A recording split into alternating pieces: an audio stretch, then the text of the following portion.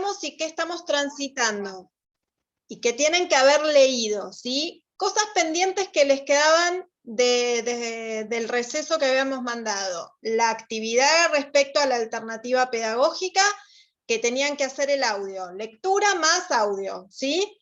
Después tienen la lectura del libro de Paulo Freire, para la cual tienen que hacer una reseña, pero necesito primero que lean todo el libro, con lo cual vamos con eso. Después nosotros estamos trabajando con el texto de la educación, ayer, hoy y mañana, que es el ABC, y vimos el capítulo 3, el capítulo 4. Estamos transitando entre esos dos, entre el capítulo 3 y el capítulo 4. Yo les di además un texto cortito, que es tipo un apunte de cátedra, como para que nos orienten el recorrido histórico. Por el momento vamos por ahí. Tienen un trabajo práctico más sobre un texto de Pablo Gentili, que lo vamos a trabajar, ¿sí? Digamos, lo vamos a trabajar como bisagra, a ver si me entienden.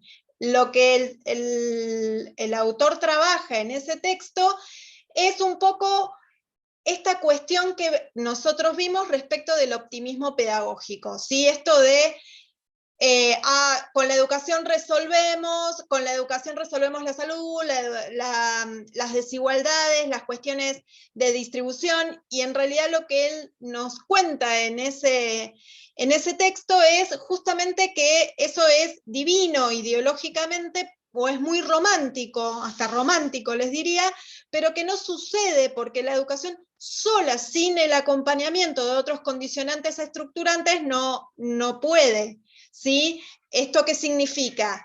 Que, por supuesto, es importante, la educación tiene una potencialidad de transformación, sin duda. Eso está fuera de discusión y nosotros lo vimos en la primera parte del año. Pero si eso no está acompañado o no se atiende a los condicionantes estructurales, ¿qué significa esto? La distribución del ingreso, los sistemas de producción, las posibilidades de que todos tengan, en términos materiales, acceso a la salud, a la vivienda, ¿sí? En términos reales y garantizados, no solo en términos de derechos, sino también en la concreción de esos derechos, esa educación y su potencialidad se fuman. ¿Sí? Eso es lo que trabaja el texto de Gentili y sobre lo que estamos nosotros haciendo el pivote. ¿Sí? Bien, el último encuentro nosotros vimos el recorrido histórico, un poco como para posicionarnos en lo que nos vamos a adentrar a analizar, que es de los 90 en adelante, para entrar en el contexto de hoy y empezar a analizar la relación entre educación, sociedad y escuela en el hoy. ¿Sí? Pero no podemos hacerlo sin hacer esta mirada retrospectiva. Retrospectiva es, miro todo lo que aconteció en términos históricos, porque a lo largo de la historia hay un proceso. ¿Sí? Uno no puede decir, ayer empezó esto y hoy es así porque ayer empezó. No, tiene un montón de historia, por decirlo de alguna manera, que es necesario revisar y en los cuales vamos a encontrar seguramente continuidades, pero también disrupciones, momentos en los que se cortan, momentos en los que cambia, ¿sí? Que tienen que ver con los contextos, con las múltiples variables que atraviesan el fenómeno educativo.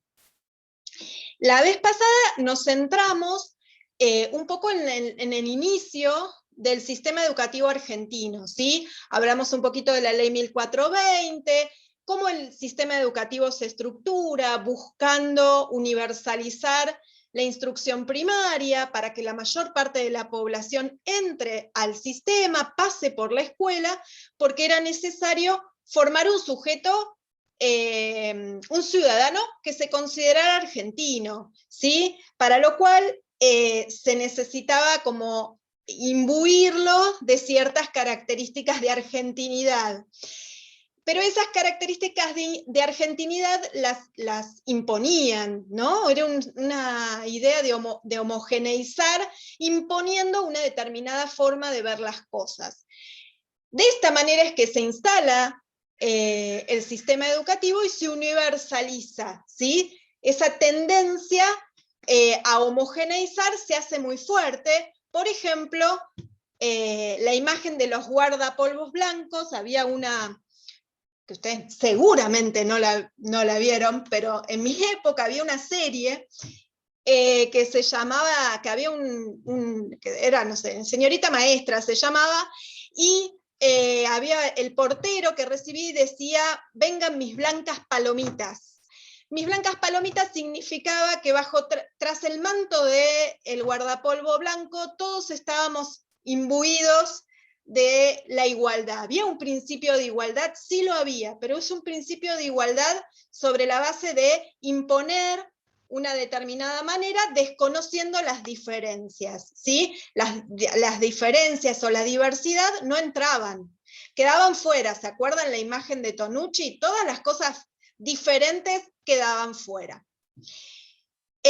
Por supuesto, esto es la instrucción primaria, la instrucción o la educación secundaria estaba destinada a unos muy pocos, y la universidad a un grupo selecto, ¿sí? Así se estructura el sistema educativo, y toda la primera parte del siglo XX se logra afianzar de esta manera. A mitad del siglo XX y en los 60, va a haber un quiebre que tiene que ver con ciertas crisis que le empiezan a reclamar al sistema, primero y principal porque queríamos seguir transitando por el sistema, porque ya casi el 95% de la población había entrado al sistema, y después empieza a haber crisis con respecto a la significatividad, ¿sí? A lo que se transmitía dentro de las escuelas, ¿sí? Profe, ¿en qué año fue eso? No escuché. En los 50, 60. Ya en los 50 hay una fuerte como aparición de la educación privada, ¿sí? Recuerden que cuando el sistema comienza, en principios del siglo XX, es el Estado como a la cabeza de la universalización. Ya a mitad del siglo XX empieza a aparecer con más fuerza la educación privada, lo cual nos da una cierta idea de que ya el Estado pierde un poco de preponderancia, ¿sí? Que esto se va a ir haciendo cada vez más fuerte, principalmente porque se le cuestiona al Estado su ineficiencia, su ineficacia, ¿no? En términos de calidades y demás. Entonces eso hace que haya una expansión del sistema privado.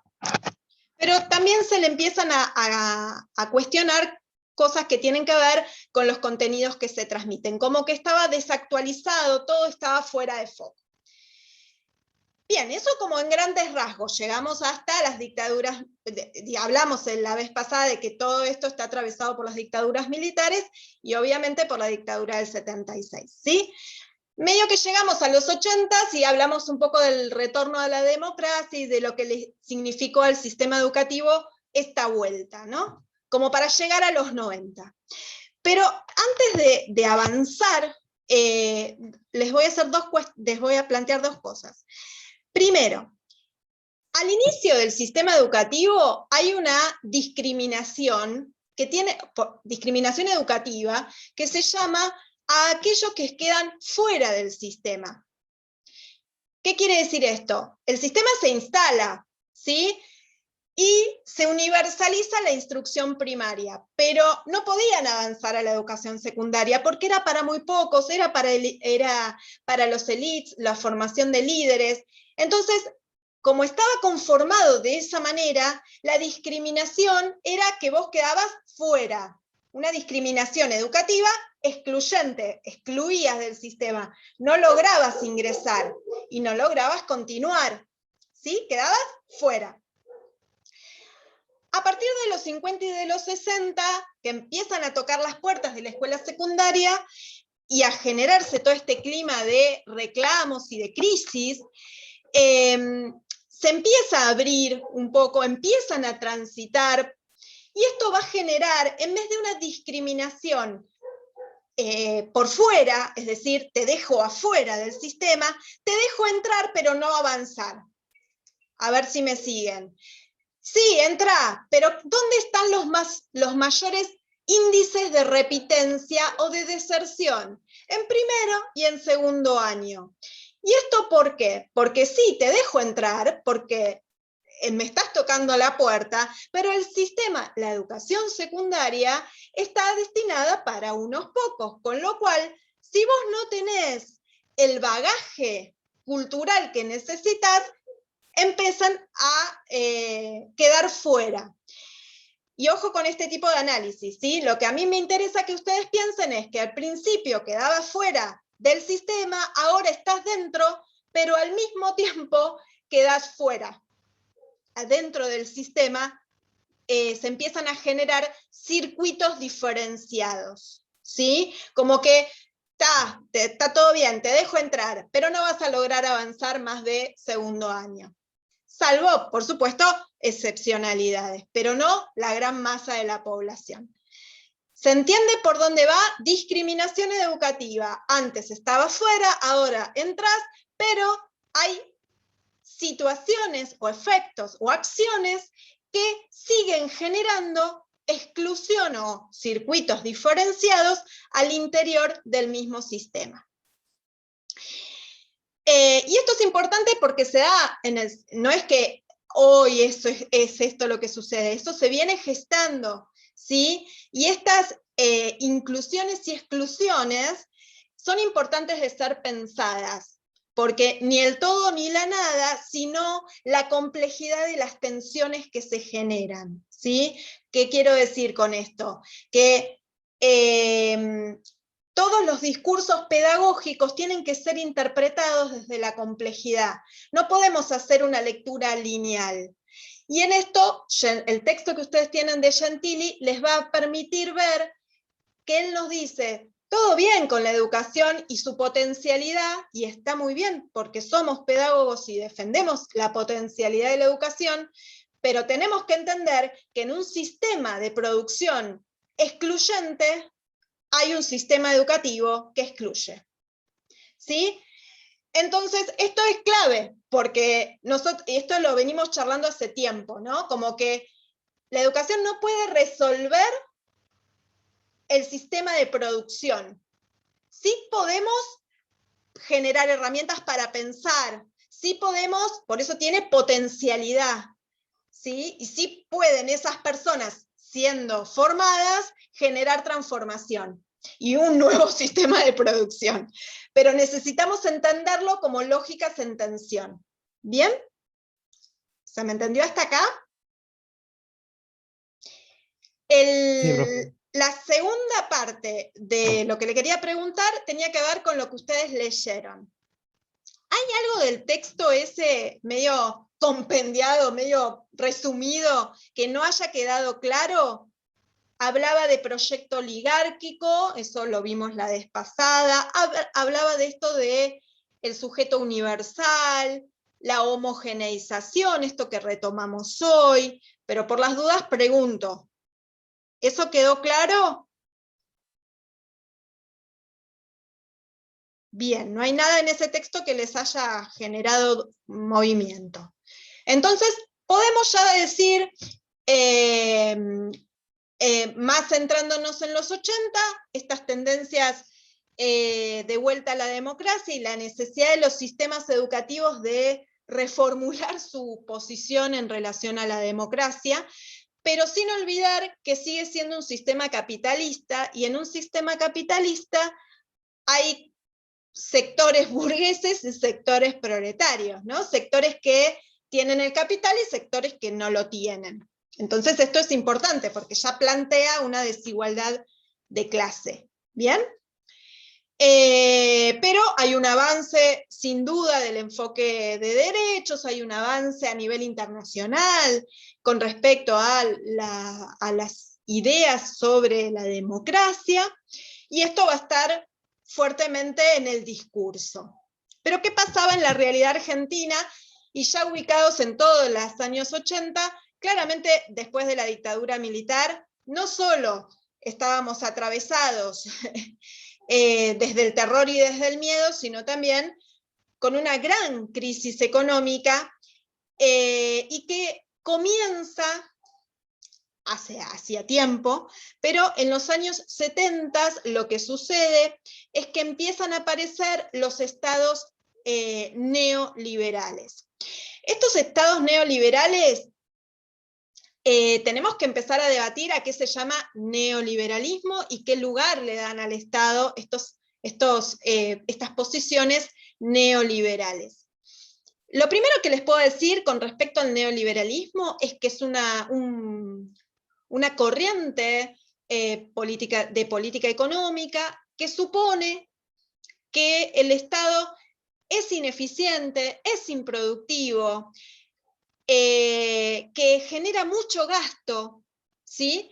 Entonces hay que correrlo de la escena. No tiene que ser el primordial, no tiene que ocupar el lugar primordial, sino que tiene que ocuparlo el mercado.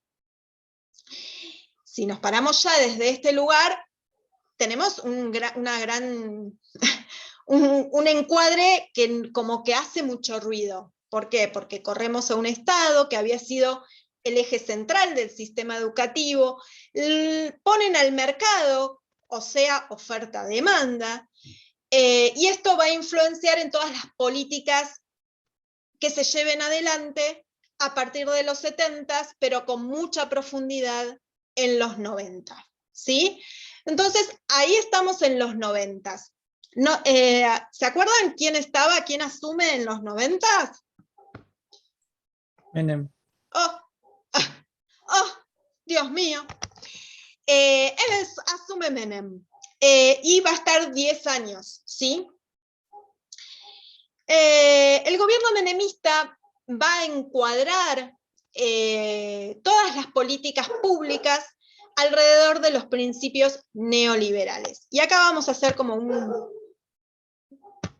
a ver si me deja esto, tengo todo abierto. Miren por qué no los veo. Ya les puse, estas neoliberales comienzan entonces durante la dictadura militar de los 70, porque va a ser en los 70 en donde es como el terreno propicio para que estas propuestas se instalen, ¿sí? En el discurso y en las lógicas que se empiezan a operar. Les decía yo que es el... Sí. Esto es como escuchan? la propuesta que hizo... ¿Sí? ¿Me escuchás? Sí, perdón. Que es como la propuesta que hizo el empresario que debatimos, el chileno. Claro, el chileno, Axel Kaiser, está parado desde el encuadro neoliberal. Por eso, como que en ese momento era un disparador. Buenísimo que lo puedas ver, y buenísimo que empecemos a ver que eso es parte de nuestro contexto actual, porque hoy estamos en un contexto neoliberal, que no vino de un repollo, arranca en los años 70, se instala, porque es un momento propicio para que eso suceda, con un terrorismo de Estado abrumador, con unos 80 necesitando reencontrarnos con la democracia, y unos 90 que van a enfatizar la necesidad de una gran reforma educativa. Una reforma en general y educativa en particular. ¿Sí? Les decía recién, apuestas ponen al mercado en el centro de la escena. Y todo va a ser una mercancía, ¿sí? Todo se compra y se vende. La educación entonces pasa a ser un objeto de cambio. Ahí yo me preguntaba, ¿qué pasa con el derecho entonces? Si el Estado está corrido, si le dicen al Estado que es ineficiente e improductivo, entonces el derecho empieza a desvanecerse, ¿sí? Porque hay un desarme del andamiaje estatal. Esto se va a ver claramente en las políticas de los años 90, que van a estar acompañadas de todos estos discursos neoliberales. Básicamente, ¿qué dice el discurso neoliberal? no solo pone al mercado en el centro de la escena, sino que lo acompaña con acciones que responden a ese ideal. Para ellos el mercado se autorregula, entonces no hay que dejarlo solito, porque solito se autorregula. Si hay oferta, demanda, si hay más oferta, hay que subir la demanda, ¿sí? Gira alrededor de la oferta y la demanda.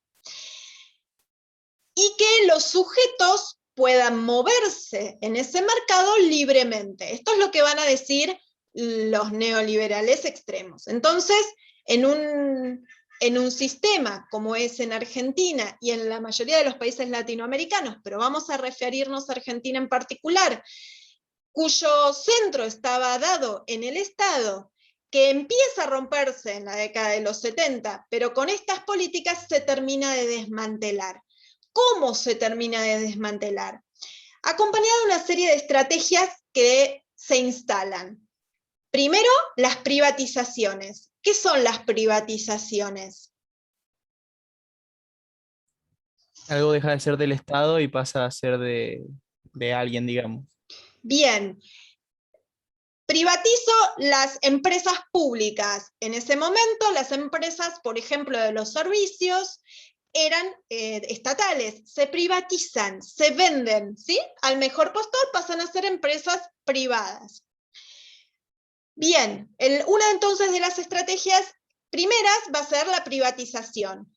Otra va a ser la descentralización. ¿Esto qué significa?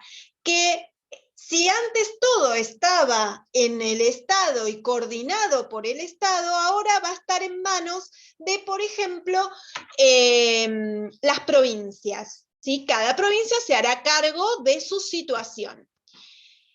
Y esto también tiene un fuerte impacto, ¿sí? ¿Por qué? Porque Nación regulaba y redistribuía los ingresos según las necesidades de las provincias. Ahora, si cada provincia tiene que hacerse cargo de su situación, con lo que tiene y con lo que le ingresa, estamos en problemas de desigualdad, porque lo que le ingresa, por ejemplo, a la provincia de Neuquén, no va a ser lo mismo que lo que le ingresa a Santiago del Estero. Entonces, las provincias van a tener desigualdades en su financiamiento. Entonces, Neuquén, por ejemplo, es una provincia millonaria, en realidad, ¿no? y En Neuquén teoría. es una de las más que tiene más ingresos por el tema del petróleo. Pero muy lejos está Catamarca, ¿no? Ahora, si el principio va a ser que el Estado no se va a meter, sino que son las provincias las que estipulan, realmente Catamarca, frente al ingreso de Neuquén, no tiene poder de decisión. Esto es lo que generan estas políticas neoliberales. Imagínense eso a nivel país, imagínense eso a nivel personas, sujetos. ¿Sí? Digo, uno que tiene un ingreso de 100.000, suponiendo, ¿no? Y otro que tiene un ingreso de 10, el de 10 no puede frente al de 100.000. ¿Se entiende? ¿Quién va a poder tener mayor capacidad de compra? Y obvio, el de 100.000, pero el de 10 va a tener que ver cómo se las arregla. Y ahí las brechas de la desigualdad, si antes estaba así, ahora se hace así y cada vez más. Porque no hay nadie que intervenga ni regule. ¿Se entiende? ¿Por qué? Porque para estas políticas el Estado no tiene que intervenir. Porque el mercado solito se autorregula. Solito se autorregula, pero quedas entrampado en esas relaciones. Y en realidad son relaciones desiguales. ¿Sí? Bien, entonces hablábamos de acciones concretas que se llevan adelante. Privatizaciones, descentralización, desregulación, esto es, ya no estás regulado por el Estado, sino que cada uno se rige por las reglas privadas. Y esto también hace que suban los precios, bajen los precios. No hay como intervención estatal de regulación, se desregulan. ¿Bien? ¿Qué pasó? La primera de las acciones que hacen en los 90 fue privatizar, vender las empresas públicas, con lo cual, los primeros años, ¿qué había? Si yo vendí mi empresa, ¿qué me ingresó? Plata. Ingresó plata, ¿sí? Entonces los primeros años del gobierno menemista había mucha plata, ¿sí? Porque se vendieron las empresas públicas. ¿Qué pasó ahí? Con esa plata, bueno, hay los grandes críticos, ¿no? del momento lo llamaron como es pizza con champán, ¿no? Como que se hacían grandes fiestas, todo era ostentoso, el dólar estaba 1 a 1, con lo cual aquellos que podían viajar, porque estando el peso igual que el dólar, tu sueldo te daba para circular por el mundo. Estoy aclarando los primeros años, ¿sí? Había ingreso. Entonces, las políticas que se instalan van a incidir fuertemente en las políticas educativas. ¿Y qué van a decir? Básicamente que era necesaria una reforma. Nadie iba a discutir que era necesaria una reforma, porque todos estábamos de acuerdo en que era necesaria una reforma, porque veníamos de problemáticas de crisis ya desde los 60, ¿sí? Pero además de eso le sumamos la dictadura militar del 76. Además de eso, tuvimos la guerra de Malvinas, como que nadie iba a discutir que la escuela necesitaba mirarse y reformularse. ¿Y cómo van a intentar llevar adelante esta reforma que va a tener el consenso de la necesidad de ser reformado el sistema, ¿sí? Van a decir que hay que entrar en la ola modernizadora, ¿sí? ¿Qué significa entrar en la ola modernizadora? Hay que actualizarse, hay que pensar educativos, ¿sí? Y entonces van a buscar, dentro de este paradigma educativo nuevo, instalar nuevas lógicas organizadoras del sistema. Por supuesto, las lógicas que van a acompañar las políticas de los 90, si son políticas neoliberales, van a ser políticas educativas neoliberales. Y cuando decimos nuevas lógicas organizadoras del sistema, empiezan a aparecer palabras como las que vimos en el video de Axel Kaiser. Empieza a aparecer la palabra servicio educativo, empieza a aparecer la palabra eficiencia, eficacia, calidad, equidad, ¿sí? Palabras que responden a discursos que no son pedagógicos, sino que son de lógicas económicas, ¿sí? Para explicar la nueva ola modernizadora, empiezan a instalar estos discursos, que el sistema era ineficiente porque era un Estado ineficiente, con lo cual hay que reformar para entrar en esta modernización. Y se va a sancionar la Ley Federal de Educación. Piensen que se sanciona en el año 1993, así que 3 años, y en 3 años de estas políticas fuertemente neoliberales se sanciona la ley. Y esta ley revoluciona, y no en el buen sentido, revoluciona el sistema educativo, lo da vuelta, ¿sí? ¿Por qué? Porque el sistema, como nosotros lo vimos desde el inicio, es un sistema centralizado en el rol del Estado y que se había estructurado de determinada manera. Esta Ley Federal de Educación rompe la estructura, porque de hecho ya no es la misma estructura primaria, secundaria y universidad, sino que empiezan a aparecer palabras rimbombantes. Empieza a aparecer eje B1, eje B2, eje B3, polimodal, ¿sí? Empiezan a aparecer otros lenguajes que responden a discursos neoliberales y que rompen la estructura que el sistema había tenido hasta el momento y que buscan determinadas intenciones. no solo modifica la estructura, lo cual generaba dentro de la población educativa una importante modificación, porque imagínense, si ahora en vez de tener 7 años en tus escuelas primarias tenías 3 ciclos de 3 años, ¿sí? Con lo cual se extendía la escuela primaria a 9, en vez de 7, 9, separados en 3, ¿sí? Un primer ciclo que abarcaba 3 años, un segundo ciclo que abarcaba 3 años y un tercer ciclo que abarcaba 3 años. Pero, ¿dónde los ubicaban? Porque las escuelas y su infraestructura estaban diagramadas para 7, nos faltaban 2 cursos más para llegar ahí. Y por otro lado tenías chicos de primer grado con 6 años, con chicos de 15, compartiendo los espacios comunes, ¿sí? En espacios donde no estaban las estructuras. Ese va a ser uno de los grandes problemas. Pero esos problemas aparecen una vez sancionada la ley, y esto va a ser importante. ¿Por qué les digo esto? Porque la ley se sanciona, y una vez que la ley se sanciona, ¿qué hay que hacer con la ley? Cumplirla. Cumplirla. Y sí, una vez que la ley se sancionó, se cumple. ¿Sí?